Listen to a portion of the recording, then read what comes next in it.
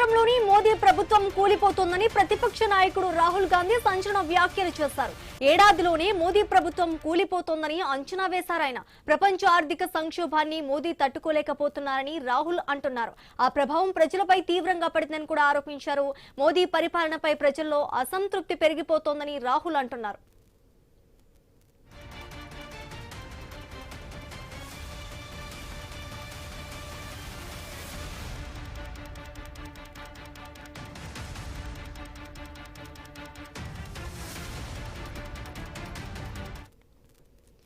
మరోవైపు రాహుల్ గాంధీకి గట్టిగా సమాధానమిస్తున్నారు బీజేపీ నాయకులు. దేశాన్ని అస్థిరపరచాలని కలలు కంటున్నారని విమర్శించారు. ఆర్థిక సంక్షోభం ముసుగులో హింసను రాజేసే కుట్ర జరుగుతోందని కూడా ఆరోపించారు.